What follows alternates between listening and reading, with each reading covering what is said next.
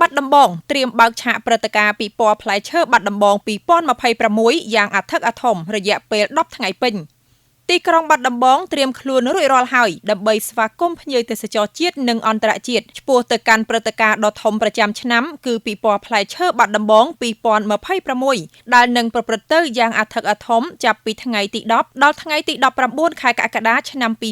2026ព្រឹត្តិការណ៍ដ៏វិសេសវិសាលនេះនឹងមានការអញ្ជើញចូលរួមជាអធិបតីភាពដ៏ខ្ពង់ខ្ពស់ពីសំណាក់ឯកឧត្តមហួតហៈរដ្ឋមន្ត្រីក្រសួងទេសចរនិងឯកឧត្តមសុកលូអភិបាលនៃគណៈអភិបាលខេត្តបាត់ដំបងពិធីកាត់ខ្សែបូសម្ពោធជាផ្លូវការនឹងចាប់ផ្ដើមនៅម៉ោង5ល្ងាចថ្ងៃទី10ខែកក្កដាឆ្នាំ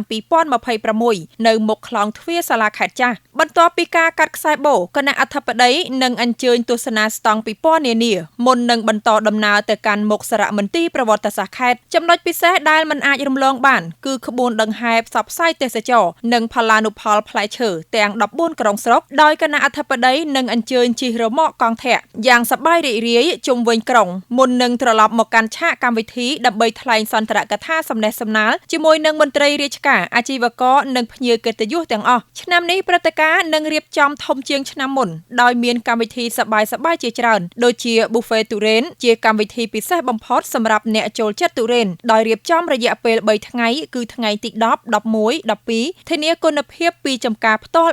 100% ព្រមទាំងមានកម្មវិធីកម្សាន្តនានាដូចជាការប្រគំតន្ត្រីកម្មវិធីប្រកួតគំនូរនិងផាត់ពណ៌សម្រាប់កុមារការប្រឡងញ៉ាំផ្លែឈើនិងលេងល្បែងឈ្នះរង្វាន់ជាផ្លែឈើជាច្រើនមុខជាដើមព្រឹត្តិការណ៍នេះក៏មានពិព័រណ៍ដាក់តាំងបង្ហាញភូមិមួយផលិតផលមួយពីតាមបណ្ដាក្រុងស្រុកនានានិងផលិតផលកសិកម្មផងដែរសូមអញ្ជើញបងប្អូនប្រជាពលរដ្ឋទាំងអស់កុំភ្លេចចូលរួមទស្សនានិងភ្លក់រសជាតិផ្លែឈើខ្មែរដ៏ឆ្ងាញ់ពិសាព្រមទាំងចូលរួមគាំទ្រវិស័យទេសចរខេត្តបាត់ដំបងឲ្យកាន់តែរីកចម្រើនទាំងអស់គ្នា